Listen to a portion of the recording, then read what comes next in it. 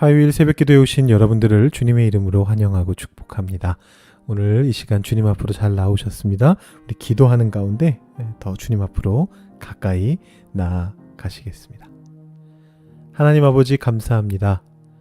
로마서를 통하여 하나님을 생각하게 하시고 우리의 윤리에 불을 붙여주시는 은혜를 감사드립니다. 이제 로마서 16장으로 하나님의 로마서의 말씀을 마치는 가운데 주님께서 우리에게 마지막으로 들려주실 말씀이 무엇인지 생각하며 고민하며 우리 삶 속에 적용하기 위해 우리가 이 자리에 나왔습니다. 하나님, 오늘도 주님의 말씀을 들을 수 있도록 우리의 귀를 열어주시고 우리의 마음을 열어주셔서 우리의 마음을 가난하게 만들어주셔서 하나님의 그 말씀이 우리 마음에 심겨져서 꽃이 피고 열매를 맺는 역사가 일어나게 하여 주시옵소서. 주님과 함께 동행하는 오늘 하루의 삶을 살아갈 수 있게 하여 주시고 우리의 가족들에게 또 우리와 함께하는 모든 이들에게 우리를 통하여 주님의 은혜와 주님의 복이 흘러넘치는 그런 삶을 살아갈 수 있도록 주님 오늘도 우리와 함께하여 주시옵소서. 우리가 가지고 있는 기도의 제목들, 우리 마음속에 있는 고민의 제목들이 있습니다. 주님 들어주시고 응답하여 주시고 하나님의 뜻을 우리에게 알게 하여 주시옵소서. 감사드립니다. 예수님의 이름으로 기도드립니다. 아멘. 오늘 우리에게 주시는 하나님의 말씀은 로마서 16장 1절부터 16절까지의 말씀입니다. 로마서 16장 1절부터 16절까지의 말씀을 봉독하도록 하시겠습니다. 내가 겐그리아 교회의 일꾼으로 있는 우리 자매 베베를 너희에게 추천하노니 너희는 주 안에서 성도들의 합당한 예절로 그를 영접하고 무엇이든지 그에게 소용되는 바를 도와줄지니 이는 그가 여러 사람과 나의 보호자가 되었습니다. 너희는 그리스도 예수 안에서 나의 동역자들인 브리스가와 아굴라에게 문안하라. 그들은 내 목숨을 위하여 자기들의 목까지도 내놓았나니 나뿐 아니라 이방인의 모든 교회도 그들에게 감사하느니라. 또 저의 집에 있는 교회에도 문안하라. 내가 사랑하는 에베네도에게 문안하라. 그는 아시아에서 그리스도께 처음 맺은 열매니라. 너희를 위하여 많이 수고한 마리아에게 문안하라. 내 친척이요 나와 함께 갇혔던 안드로니고와 유니아에게 문안하라. 그들은 사도들에게 존중이 여겨지고 또한 나보다 먼저 그리스도 안에 있는 자라. 또 주 안에서 내 사랑하는 암블리아에게 문안하라. 그리스도 안에서 우리의 동역자인 우르바노와 나의 사랑하는 스다구에게 문안하라. 그리스도 안에서 인정함을 받은 아벨레에게 문안하라. 아리스토블로의 권속에게 문안하라. 내 친척 헤로디온에게 문안하라. 나기수의 가족 중 주 안에 있는 자들에게 문안하라. 주 안에서 수고한 드루베나와 드루보사에게 문안하라. 주 안에서 많이 수고하고 사랑하는 버시에게 문안하라. 주 안에서 택하심을 입은 루포와 그의 어머니에게 문안하라. 그의 어머니는 곧 내 어머니니라. 아순그리도와 블레곤과 허메와 바드로바와 허마와 및 그들과 함께 있는 형제들에게 문안하라. 빌롤로고와 율리아와 또 네레오와 그의 자매와 올름바와 그들과 함께 있는 모든 성도에게 문안하라. 너희가 거룩하게 입맞춤으로 서로 문안하라. 그리스도의 모든 교회가 다 너희에게 문안하느니라. 아멘. 16장 말씀을 읽을 때 처음 드는 생각은 이거 15장에서 말씀이 끝났는데? 라는 그런 생각입니다. 여러분 어제 보셨던 것처럼 15장 말씀이 이렇게 끝나거든요. 평강의 하나님께서 너희 모든 사람과 함께 계실지어다. 아멘 이렇게 적혀 있습니다. 끝나는 장면인 줄 눈치 못 챌까 봐 아멘까지 적혀 있습니다. 그죠? 끝나는 장면입니다. 누가 봐도 끝이 났습니다. 근데 거기 뒤에 16장이라고 하는 긴 장이 하나 남아 있습니다. 그리고 이 장은 굉장히 특이하게 구성이 되어 있습니다. 무수한 사람들의 이름이 등장하고요. 그들에게 문안하라라는 그런 이제 인사들이 담겨져 있습니다. 이 서신서에서 또 이 당시 어떤 고대 서신에서 서신의 끝부분에 함께하는 어떤 사람들의 어떤 문안 인사, 알고 있는 사람들에 대한 문안 인사가 담기는 게 낯선 것은 아닌데요. 여기서 낯선 것은 분량입니다. 여러분 제가 다 살펴보진 않았습니다만 바울 서신 그 공동체에게 보내진 바울 서신을 쭉 훑어보니까 고린도전서 마지막 장 16장에는 디모데, 아볼로, 스데바나, 브드나도, 아가이고, 아굴라, 브리스가 이렇게 7명의 이름이 나타나고 있습니다. 그리고 고린도 후서 13장에는 특별한 이름이 없이 그냥 모든 성도들이 문안한다 이렇게만 되어 있고요. 갈라디아서 6장에는 아예 뭐 문안 인사가 적혀 있지가 않습니다. 또 우리 김요한 목사님께서 우리 띄엄띄엄 시리즈로 설교 중이신 우리 교회란 무엇인가 에베소서 마지막 장인 6장에는 두기고라고 하는 이름 하나가 언급되어 있습니다. 빌립보서 5장에는 에바브로디도라는 이름이 등장하고요. 그 다음에 이제 문안 인사에 보면 모든 성도를 얘기하면서 그 중에 가이사의 집 사람들 중에 몇이 특별하게 문안한다. 뭐 이렇게 언급이 되어 있습니다. 골로새서 4장에는 조금 이름이 많은데 두기고, 오네시모, 아리스다고, 마가, 유스도, 에바브라, 누가, 데마, 아키포 이렇게 등장을 합니다. 9명 정도 되는 것 같습니다. 그러니까 보통은 이제 없기도 하고 뭐 많아야 두세 사람 등장하고요. 고린도전서나 골로새서 같이 좀 드문 경우에는 10명 이하 그런 이름이 등장하고 있습니다. 근데 여러분 로마서 16장에 등장한 문안인사 속에 있는 이름들이 몇 개인지 아십니까? 다 셀 수도 없을 만큼 인원이 많습니다. 10명은 확실히 넘습니다. 제가 고민하다가 세봤습니다.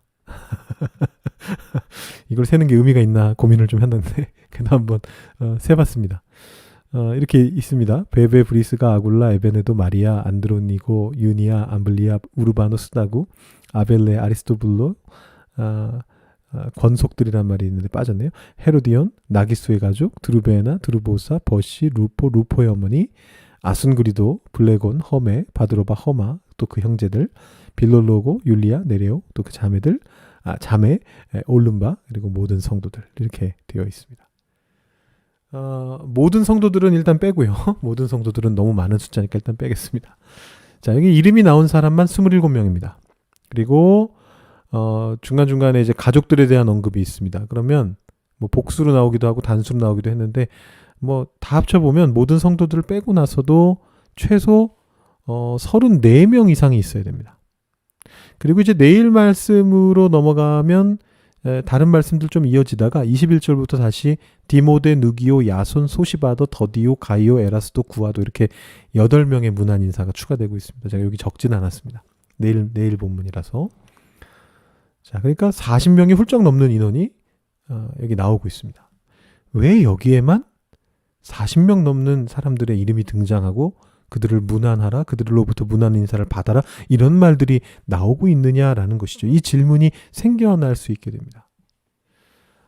학자들의 입장을 조금 소개해 보면은요. 뭐 학자들의 입장이라고 해서 다 맞는 건 아닙니다만 이 말씀을 깊이 연구해서 결론을 내린 그들의 입장을 한번 들어볼 필요가 있습니다. 다수의 학자들은 뭐라고 생각하느냐 하면 이 로마서 16장이 본래 로마서의 한 부분이 아니었다 이렇게 생각을 합니다. 그래서 앞에 1장부터 15장까지가 원래 로마서였고 바울이 로마 교회에 보내는 로마서라고 하는 편지, 그리고 이제 이 16장은 그것과는 별개로 바울이 썼는데 바울이 쓰고 로마 교회로 보냈지만 우리가 보고 있는 1장부터 15장의 말씀과는 별개로 보내진 것이고, 그래서 로마 교회에서 이 바울의 편지 2개를 함께 묶어서 보관하면서 로마서의 한 부분으로 연결돼서 붙은 게 아닌가 이렇게 이제 생각을 합니다.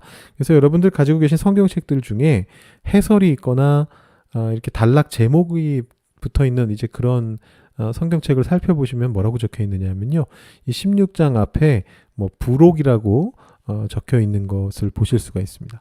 뭐 요한복음 21장도 굉장히 이와 유사한 상황인데요. 거기에도 역시 부록이라고 적혀 있습니다. 로마서 16장이 만약에 별개의 편지였다면 그것은 어떤 목적을 가진 편지였을까? 굉장히 짧은 편지인데 한 장짜리.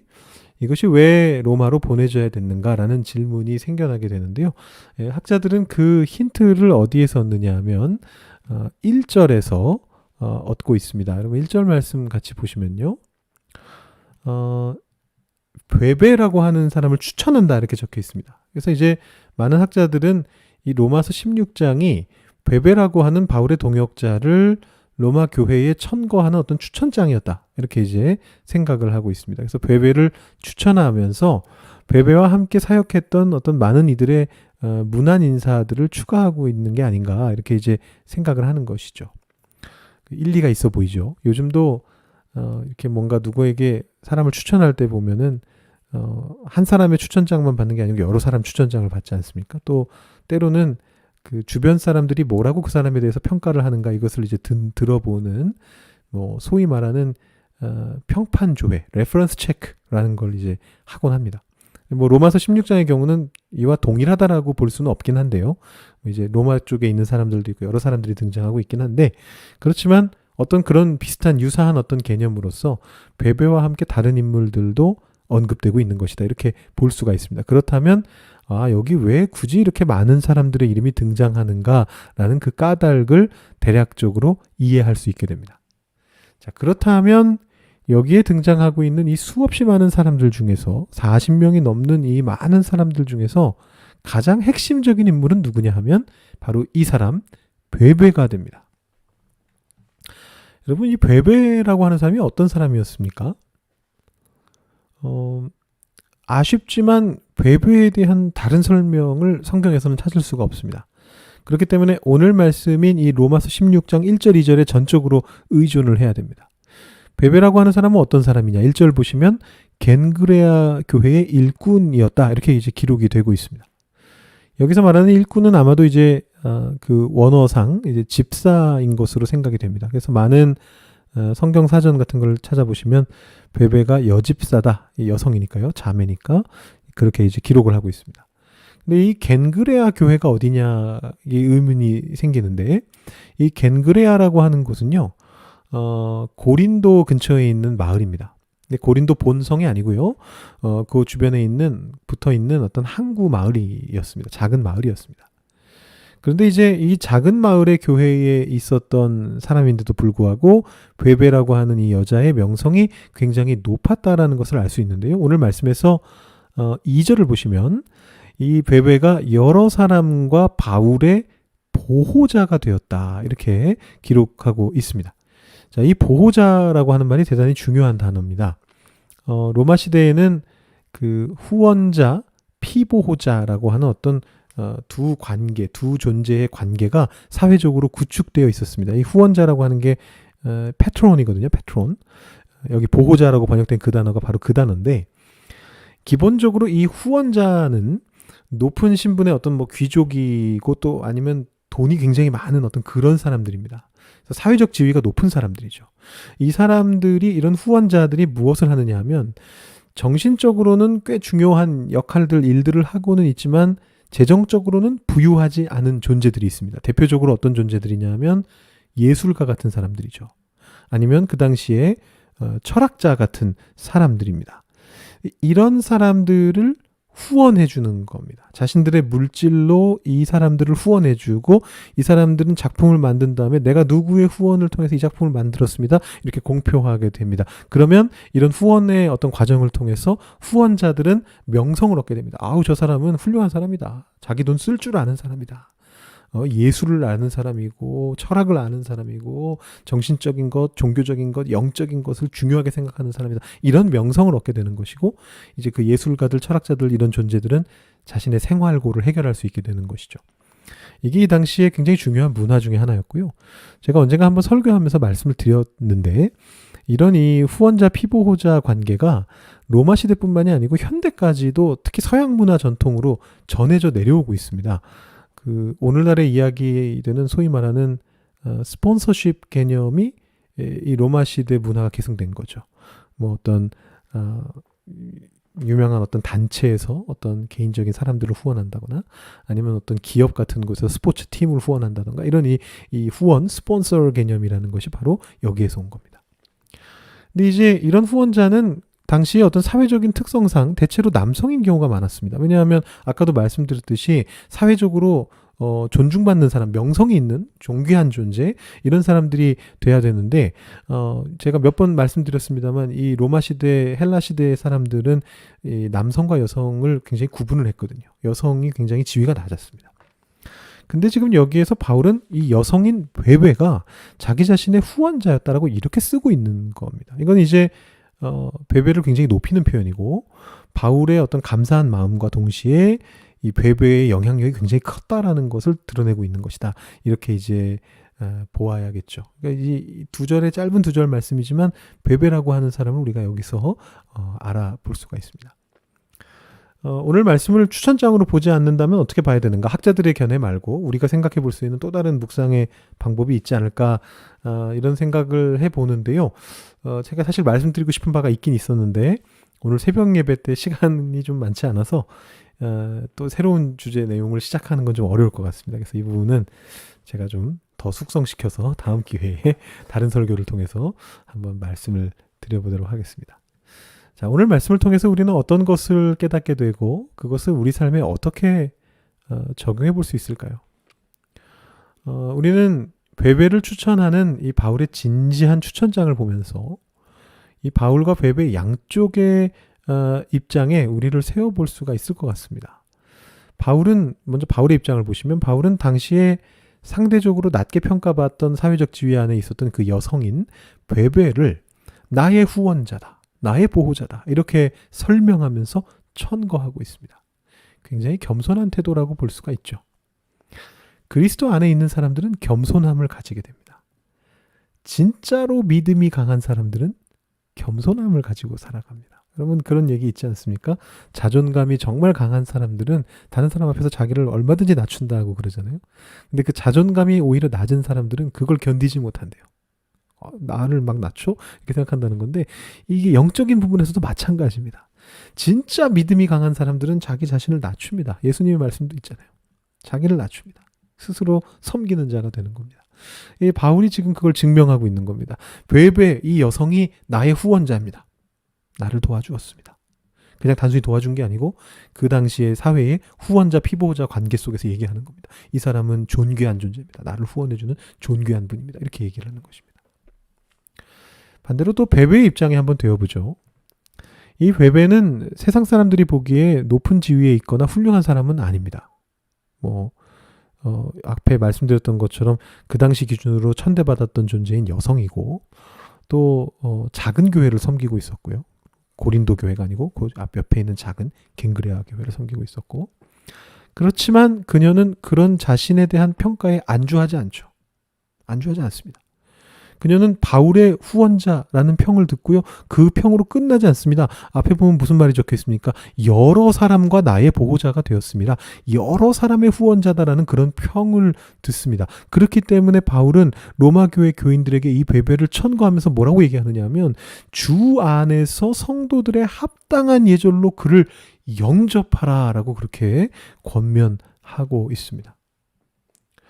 베베는 주님의 일을 하는 데 있어서 사회적인 평판이나 교회의 크기가 중요하지 않다라는 것을 입증한 산 증인이었습니다.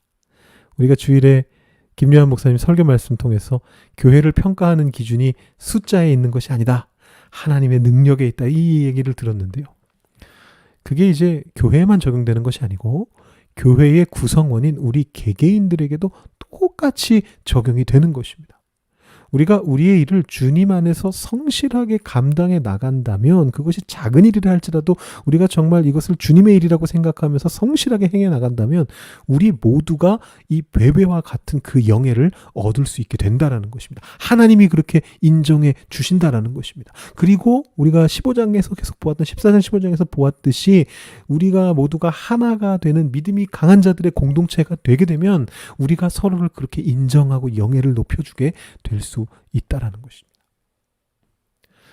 오늘 말씀을 통해서 이 바울의 겸손함과 베베의 성실함을 기억하시면서 여러분 삶 속에 적용해 보시면 좋겠습니다. 두 가지를 다 적용하셔도 좋고요.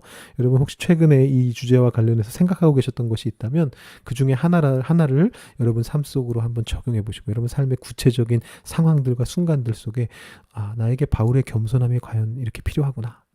나에게 베베의 성실함이 정말 필요하구나. 이렇게 생각하시면서 한번 삶 속에 적용해 보시고 오늘 하루를 어떻게 살아갈까 고민하시면서 하나님 앞에 기도해 보시고 여러분 개인적인 기도 제목 하나님 앞에 올려드리시고 오늘 새벽 기도 마치시기 바랍니다. 기도하시겠습니다.